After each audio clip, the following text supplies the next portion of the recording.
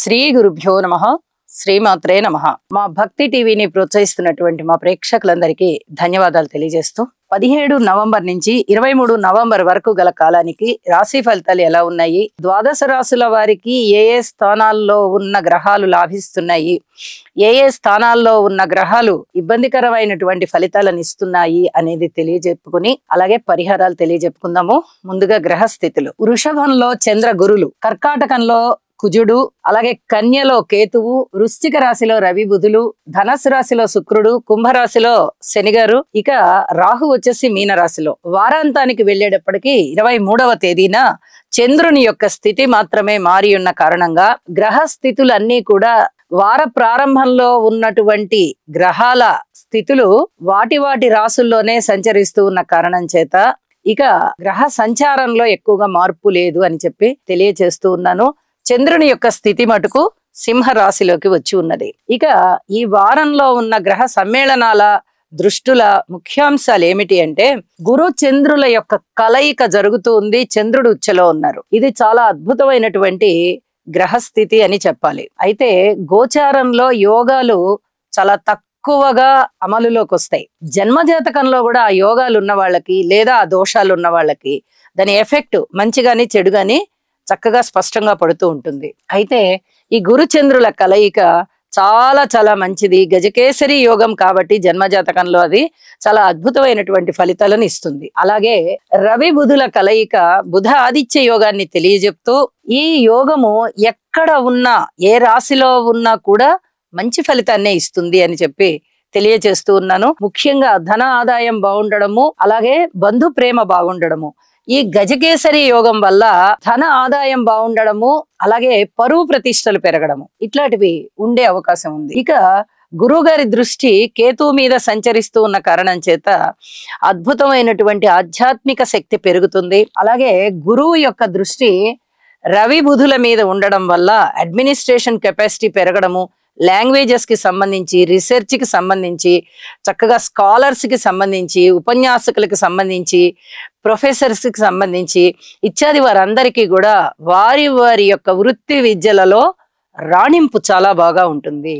అలాగే శని గారి యొక్క 10వ దృష్టి రవి బుధుల మీద ఉన్న కారణం చేత ఈ చర్మానికి సంబంధించినటువంటి వ్యాధులు గాని బాధలు గాని కాస్త ఇబ్బంది పెడతాయి అని చెప్పి తెలియజేస్తూ ఉన్నాను. అలాగే డాక్టర్ వృత్తిలో ఉన్న వారికి చాలా బాగుంటుంది, డాక్టర్ విద్యలో ఉన్న వారికి బాగుంటుంది, హాస్పిటల్స్ కి బాగుంటుంది. అలాగే మెడికల్ కి సంబంధించిన ఉత్పత్తులు తయారు చేసేవారు, సప్లై చేసేవారు, వాటికి సంబంధించి వ్యాపార లావాదేవీలు చేసేవారు అందరికీ కూడా ఇది బాగుండేటటువంటి అంశం అని చెప్పి తెలియజేస్తున్నాను. వారాంతంలోకి వచ్చేటప్పటికి శనిగారి యొక్క 7వ దృష్టి చంద్రుడి మీద కూడా ఉన్న కారణం చేత కొద్దిగా మానసికమైన వేదన ఉండేటటువంటి అవకాశం ఉంది.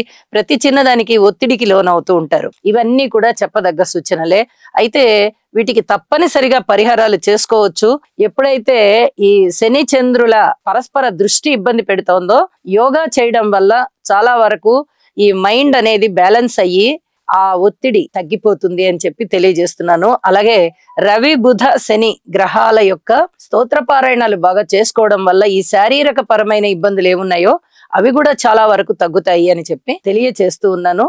ఇక రాసుల్లోకి వెళ్దాము. కుంభరాశి. కుంభరాశి వారికి పరిహారాలు చెప్పడం చాలా మంచి పని అని చెప్పి తోస్తోంది. ఇక్కడ 6వ స్థానము కుజుని యొక్క సంచారము చేత బాగుంది అని చెప్పాలి. అలాగే లాభస్థానము శుక్రుని చేత బాగుంది అని చెప్పాలి. 10వ స్థానము రవి గారి చేత బాగుంది అని చెప్పాలి.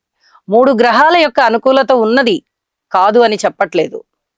కానీ ఇక్కడ ఏలినాటి శని జరుగుతూ ఉంది. గురువు గారు అర్ధాష్టమంలో సంచరిస్తున్నారు, రాహు గారు ద్వితీయంలో ఉన్నారు, కేతు అష్టమంలో ఉన్నారు. అంటే ప్రధాన గ్రహాల బలాలు లేకపోగా ఏలినాటి శని ఉంది. మరి ఈ స్థితికి కొన్ని రకాలైన ఇబ్బందులు ఉంటాయి. కాబట్టి ఎట్టి పరిస్థితులలోనూ మౌనంగానే ఉండండి, మీ కృషిని పెంచండి, నవగ్రహ స్తోత్ర పారాయణాలు చెయ్యండి, శని గారికి సంబంధించి ఒకసారి తైలాభిషేకం చెయ్యండి. ఏదైనా స్థిర చరాస్తుల కేసులు ఏమన్నా లేదా పెద్ద మనుషుల పంచాయతీలు ఏమన్నా ఇలాంటివి ఏమన్నా ఉండబోతే వాటిని వాయిదా వేయడం చాలా చాలా మంచిది. వాటిట్లలో విజయావకాశాలు ఉంటాయా అంటే అవి కాస్త తక్కువగా ఉంటాయి. అన్నదమ్ముల యొక్క సహాయ సహకారాలు కూడా తక్కువగానే ఉన్నాయి.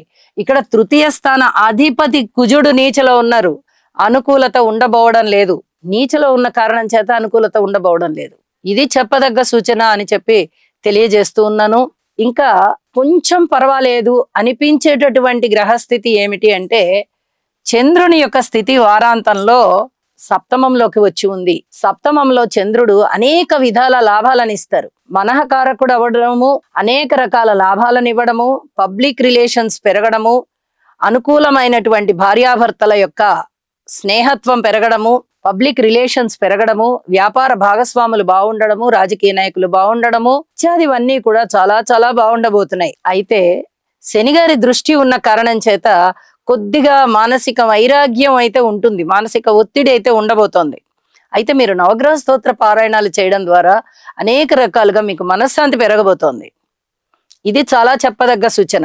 శనిగారికి పరిహారం చేసుకోండి, గురువుగారికి పరిహారం చేసుకోండి, మీ ఇంటి ఇలవేల్పుకి పూజ చేయండి, మొత్తం మీద దైవ చింతన పెంచుకోండి.